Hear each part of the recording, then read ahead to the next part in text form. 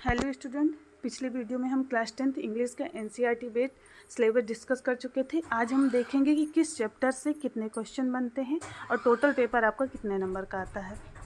देखिए, इंग्लिश का जो पेपर होता है टोटल वैसे तो 100 नंबर का होता है, लेकिन 30 नंबर आपके असेसमेंट विल बी 30 मार्क्स, यानी इंटरनल जो होते हैं आपके कॉलेज में, जो भी प्रैक्टिकल होंगे, जो भी आपके असाइनमेंट बनाए जाएंगे, 30 नंबर का वो होगा और 70 नंबर का आपका क्वेश्चन होगा, जिसमें से कि सेक्शन ए में जिसमें मल्टीपल चॉइस क्वेश्चन होंगे वो होंगे 20 मार्क्स का, और सेक्शन बी जिसमें डिस्क्रिप्टिव आंसर आपको लिखने होंगे वो होगा 50 मार्क्स का।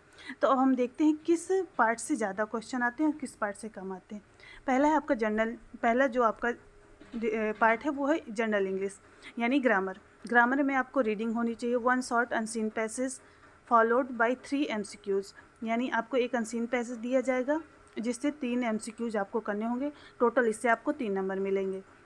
दूसरा होगा 1 unseen passage followed by 3 very short answer type question and 1 vocabulary based question. ये होगा आपका 3 नंबर के 2 क्वेश्चन होंगे, टोटल 6 नंबर का, यानी ये अनसीन पैसेज से आपका 10 नंबर का पेपर बनेगा। नेक्स्ट है राइटिंग स्किल, जिसमें आपको लेटर आएगा, letter from formal and informal application. Fourth होगा descriptive paragraph report article, 1 option based on given verbal input, another on figurative input about 80 या 100 वर्ड्स, यानी टोटल हम कह दिया जाए कि एक लेटर और एक ऐसे, 6 नंबर का आपका ऐसे, 4 नंबर का आपका लेटर, ये आएगा। नेक्स्ट ग्रामर में और क्या आएगा, 5 MCQs based on parts of speech, tense, article, reordering of sentence, spelling, यानी 5 क्वेश्चन का एक एक आप पार्ट्स ऑफ स्पीच आपको पूरी पढ़नी पड़ेगी। 5 क्वेश्चन के लिए एक नंबर का आएगा। टेंस से आएगा, आर्टिकल से आएगा, और सेंटेंस का अरेंजमेंट आएगा, और स्पेलिंग इम्प्रूवमेंट का एक आ जाएगा।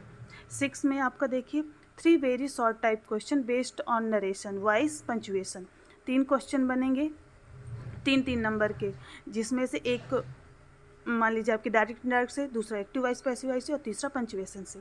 7th नंबर में आएगा translation of short passage from Hindi to English, एक पोएम यानी एक स्टोरी टाइप की आएगी, हिंदी से आपको इंग्लिश में करनी होगी, जो टोटल होगी 4 नंबर की। तो ये हो गया ग्रामर का कि आपको कहाँ से कितने नंबर का पेपर बनेगा।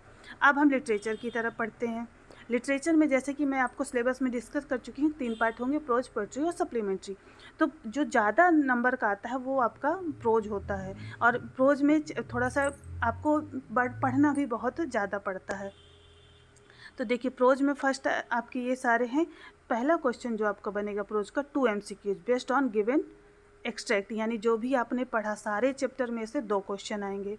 ठीक है, टोटल 35 नंबर का लिटरेचर आपका आता है, और 23 नंबर, 15 नंबर, ये अलग अलग सबके डिवाइड है। आपके सामने क्वेश्चन के सामने मैंने अलग अलग लिख दिया है। 3 MCQ based on lesson, lesson में से 3 क्वेश्चन आएंगे। MCQs का मतलब होता है मल्टीपल चॉइस क्वेश्चन, जिसमें 4 ऑप्शन रहेंगे, उनमें से एक जो सही होगा वो आपको लिखना होगा। 2 short answer type question from 30-40 words each, 3 number के 2 शॉर्ट आंसर आएंगे, वो भी आपके चैप्टर वाइज, चैप्टर के अंदर से ही आएंगे, बाहर से नहीं आएंगे। 1 long answer type question in about 60 word, ये एक लॉन्ग आंसर आएगा, पूरे जितने प्रोज के चैप्टर हैं उनमें से कोई एक लॉन्ग आंसर आएगा, उसमें से भी 2 दिए होंगे, उनमें से एक आपको करना होगा।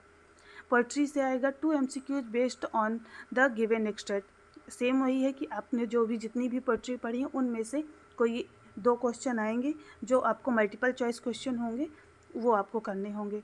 30 में 1 short answer type question based on poetry lesson, एक शॉर्ट आंसर से भी क्वेश्चन आएगा, वो भी पोएट्री से, किसी भी पोएट्री का कोई भी क्वेश्चन आ सकता है, आपको शॉर्ट आंसर है 3 नंबर का होगा।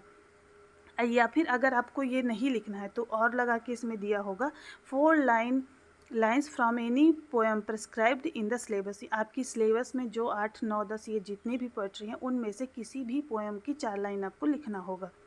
और 14 नंबर पे आएगा central idea of the given poem, और आपको ये central idea of the given poem, कोई भी पोएम उसमें नाम दिए होंगे, आप अपने से नहीं लिख सकते हो, उसमें दिए होंगे 1 या 2, 3 ऑप्शन होंगे, उनमें से किसी एक पोएम का आपको सेंट्रल आइडिया लिखना होगा। नेक्स्ट है, अब सप्लीमेंट्री से टोटल 12 नंबर के क्वेश्चन आते हैं, और ये इजी भी होता है क्योंकि इसमें स्टोरीज होती हैं जो बहुत अच्छी भी होती हैं। 15 नंबर पे 5 MCQs based on prescribed lesson. जितनी भी सप्लीमेंट्री की लेसन है उनमें से 5 क्वेश्चन आएंगे, वो भी मल्टीपल चॉइस क्वेश्चन। 16 नंबर में 1 short answer type question 30-40 words. एक शॉर्ट आंसर आएगा, 2 होंगे, 2 में से एक आपको करना होगा। 1 लॉन्ग, इसमें भी 2 दिए होंगे। तो टोटल आपको 3 शॉर्ट, एक प्रोज से, एक पोइट्री से और एक सप्लीमेंट्री से। 3 लॉन्ग, एक प्रोज से, एक पोइट्री से, एक सप्लीमेंट्री से। पोइट्री में आपके पास ऑप्शन होगा, या तो आप लॉन्ग आंसर लिखिए और या तो आप 4 नंबर की पोएम याद करके लिख दीजिए। और सेंट्रल आइडिया आपको याद करना होगा, उसमें से आपको दिए रहे होंगे कि किस किस 3 ऑप्शन दिए होंगे, 3 में से किसी एक पोएम का जो आपके पेपर में दिया होगा उसका आपको लिखना होगा सेंट्रल आइडिया। तो आप हमारे साथ बने रहिए, आपकी इंग्लिश का पूरा सिलेबस कंप्लीट कराने की जिम्मेदारी हमारी। चलिए, आपको वीडियो यूजफुल लगे तो प्लीज़ कमेंट करके ज़रूर बताइएगा कि आगे हम क्या इम्प्रूव करें अपनी क्वालिटी में। Thank you.